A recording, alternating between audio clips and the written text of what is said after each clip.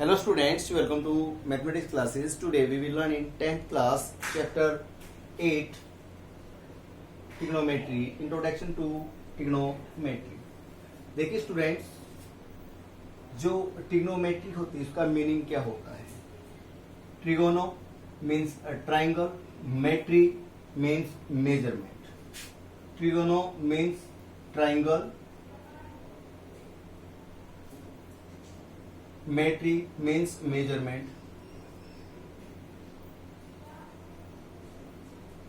तो इसका कंप्लीट जो मीनिंग हुआ वो हुआ मेजरमेंट्स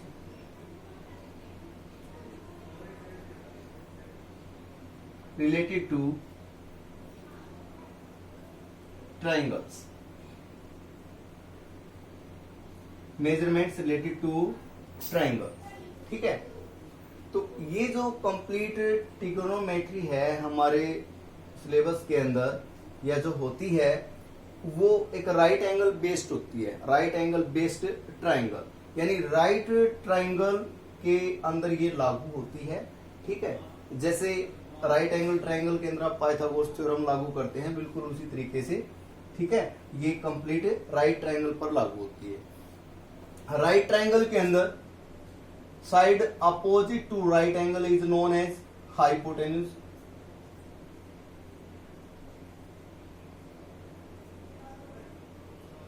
और इसको इसमें से एक बेस होगा और आपके पास एक क्या होगा, परपेंडिकुलर होगा। तो बेस कौन सा होगा और परपेंडिकुलर कौन सा होगा, इन दोनों में थोड़ा कंफ्यूजन है, वो अभी दूर कर देते हैं आपका। देखिए मान लीजिए ये एंगल आपको गिवन है, acute angle, let us suppose 30 degree, 45 degree, 60 degree, 80 degree, जो भी है। अगर आपके पास ये एंगल गिवन है तो इस एंगल के अपोजिट वाली साइड को हमेशा, एक्यूट एंगल जो गिवन होता है उसके अपोजिट साइड को बोलेंगे आप परपेंडिकुलर। और बच गया बेस, तो ये बेस हो गया। मान लीजिए इस ट्राइंगल को थोड़ा सा रिवॉल्व कर देते हैं, इसी ट्राइंगल को, बी यहां पर है, पॉइंट सी आपका यहां आ जाता है और ए आपका यहां आ जाता है, ठीक है। तो इस केस के अंदर यहां पर एंगल हो गया, ठीक है। तो इस एंगल के अपोजिट, ये राइट एंगल है, राइट एंगल के अपोजिट साइड को क्या कहेंगे आप, हाइपोटेन्यूज। ये जो एंगल है इसके अपोजिट साइड को क्या बोलेंगे आप, परपेंडिकुलर। और एक साइड बच गई, वो कौन सी है, बेस। मीन्स आपको पता चल गया कि राइट ट्राइंगल के अंदर आपने बेस कौन सा लेना है। अब बात करते हैं ये जो साइड्स है इनके रेशियो की, ठीक है। तो इनका रेशियो देखिए कैसे करेंगे आप। एक रेशियो होता है perpendicular by hypotenuse, perpendicular by hypotenuse. एक रेशियो होता है बेस बाय हाइपोटेन्यूज। एक रेशियो होता है परपेंडिकुलर बाय बेस। तो ये जो रेशियो होते हैं कुल मिलाकर के 6 रेशियो होते हैं। 3 तो आपके ही हो गए और 3 इनके reciprocal, means H by P, H by B और B by H, B by P। Sequence के अकॉर्डिंग इनको अच्छे से याद करना होगा। अब जो ट्रिग्नोमेट्रिक फंक्शंस होते हैं इन्हीं रेशियो पर, जो रेशियोज होते हैं, ट्रिग्नोमेट्रिक जो आइडेंटिटीज होती हैं, वो इनको कैसे याद किया जाता है, इनके कैसे क्या नेम है वो देखिए। जो P बाई H यानी परपेंडिकुलर अपॉन हाइपोटेन्यूज, ये दो साइड जो है इनका जो रेशियो होता है उसको रिप्रेजेंट करते हैं साइन फॉर्मूला से, दैट इज साइन। अब साइन का जो एंगल, ये एंगल डिनोट कर रहा है इस रेशियो को। तो परपेंडिकुलर कौन सा और हाइपोटेन्यूज कौन सा है, तो ये जो एंगल है वो क्या है, इस एंगल की बात कर रहे थे हम, ठीक है। तो मान लीजिए ये एंगल आपके पास थीटा है, थीटा मीन्स एक्यूट एंगल, और जो थीटा है आपके पास वो क्या है, greater than 0 degree, less than 90 degree means acute angle, ठीक है। तो ये हो जाएगा साइन थीटा आपके पास। साइन थीटा क्या होता है? Perpendicular upon hypotenuse. ये जो रेशियो है आपको पता चल गया कि जो साइन थीटा है वो इस रेशियो के इक्वल होता है। दूसरा जो ट्रिग्नोमेट्रिक आइडेंटिटी है, जो रेशियो है आपके पास बेस अपॉन हाइपोटेन्यूज, इस रेशियो को कॉस थीटा से आप रिप्रेजेंट करेंगे, ठीक है। और जो थर्ड है उसको आप किससे करेंगे? टेन थीटा से। कंप्लीट नेम वैसे तो कहेंगे सर आप SIN, सिन नहीं है, ये साइन SINE साइन फंक्शन होता है और इसकी शॉर्ट फॉर्म होती है SIN, तो ये साइन ही बोला जाता है, सिन नहीं कहेंगे आप इसको। दूसरा इसका कंप्लीट जो नेम होता है वो होता है कोसाइन,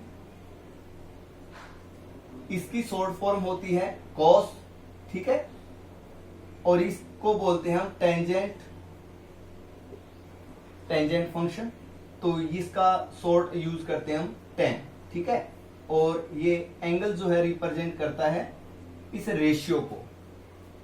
अब तीन तो आपके पास ये हो गए और तीन इनके रेसिप्रोकल मींस साइन थीटा, इसका जो रेसिप्रोकल होगा उसको बोलते हैं कोसिकेंट थीटा, ठीक है। कोसिकेंट कंप्लीट कोसिकेंट फंक्शन होता है, शॉर्ट फॉर्म में हम यूज करते हैं तो कोसेक लिखते हैं, कोसिकेंट ही समझे आप इसको। उसके बाद बेस हाइपोटेन्यूज अपॉन बेस, ये कोस का रेसिप्रोकल होता है तो इसको बोलेंगे आप सीकेंट थीटा। कंप्लीट नेम होता है सीकेंट फंक्शन होता है, तो आप इसको शॉर्ट में क्या यूज करेंगे? सेक। इसके बाद बेस अपॉन परपेंडिकुलर, इसको कोटेंजेंट बोला जाता है, शॉर्ट में आप कोट यूज करते हैं यानी कोट थीटा। थीटा ये एंगल है, थीटा की जगह आप सी भी लिख सकते हैं। ये ट्राइंगल होगा, अगर आप इसके अंदर बेस, ये मान लीजिए बेस अगर ये यूज करें तो ए भी लिख सकते हैं आप, ठीक है, थीटा की जगह पर।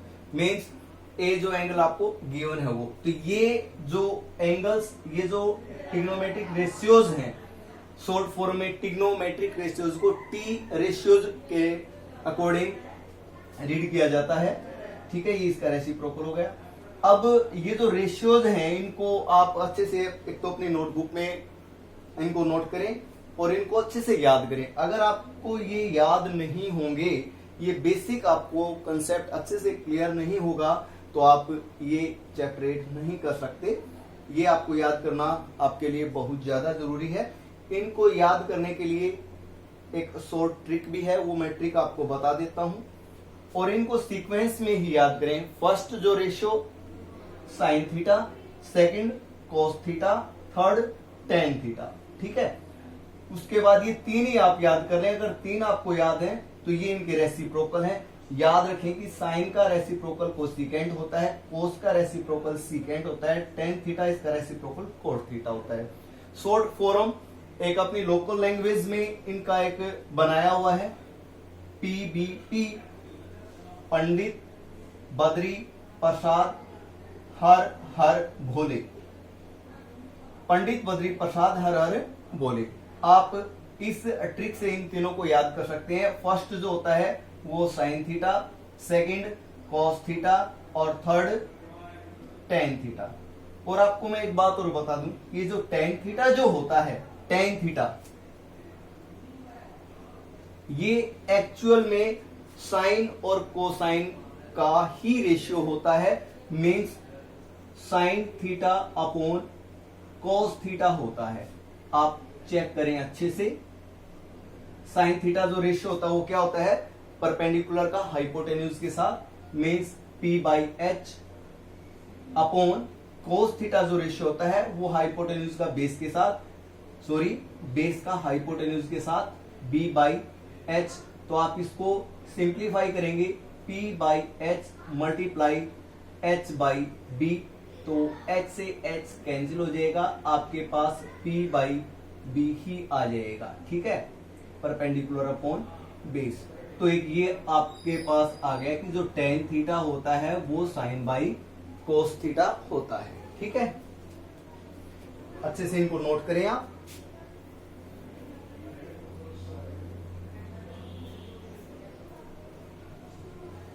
अब आपको एक बात और बताऊंगा, देखिए साइन थीटा किसके इक्वल होता है भाई? कोसिकेंट का रेसिप्रोकल आप साइन थीटा को ऐसे भी लिख सकते हैं, 1 अपॉन कोसिकेंट थीटा, ठीक है। कोस थीटा को आप लिख सकते हैं 1 अपॉन सीकेंट थीटा, और टेन थीटा को आप लिख सकते हैं 1 बाई कॉट थीटा, ठीक है। या ये कहें कोसिकेंट थीटा होता है 1 बाई साइन थीटा, और सीकेंट थीटा होता है 1 बाई कॉस थीटा, और कॉट थीटा हो जाएगा 1 बाई टेन थीटा, ठीक है। एक ये बताया मैंने आपको कि जो टेन थीटा होता है वो क्या होता है भाई? टेन थीटा होता है sine theta by cos theta, और कॉट थीटा यानी इसका रेसिप्रोकल करेंगे आप, means cos theta by sine theta. अगर आपको इतना बेसिक अच्छे से याद हो जाता है, आप इसको अच्छे से लर्न कर लेते हैं, तो फिर आप इस चैप्टर को बड़ी आसानी से कर लेंगे। मैं आपको ये भी बताऊंगा कि डेली लाइफ में इनका क्या यूज होता है। देखिए यहां लिखा है मैंने, measurements related to triangle, complete right triangle पर बेस्ड है ट्रिग्नोमेट्री। तो मान लीजिए कोई भी आपके पास आप किसी मीनार की हाइट निकाल रहे हैं, ठीक है। एयरफोर्स स्टेशन के अंदर जो रडार होते हैं, उनकी रडार से जो कोई भी हवाई जहाज जो होता है, एरोप्लेन, उसकी जो हाइट मेजर की जाती है वो इन्हीं आइडेंटिटीज की हेल्प से की जाती है। यहाँ तक कि माउंट एवरेस्ट की जो हाइट होती है उनको भी मेजर करने के लिए इसी तरह से जो रिलेटेड टर्म्स होती हैं उन्हीं की हेल्प ली जाती है, ठीक है। तो बहुत ज्यादा रोल होता है इनका अपना डेली लाइफ में। ये इंट्रोडक्शन टू ट्रिग्नोमेट्री शायद आपको अच्छे से समझ में आ गया होगा। नाउ अब हम करेंगे एक्सरसाइज 8.1। देखिए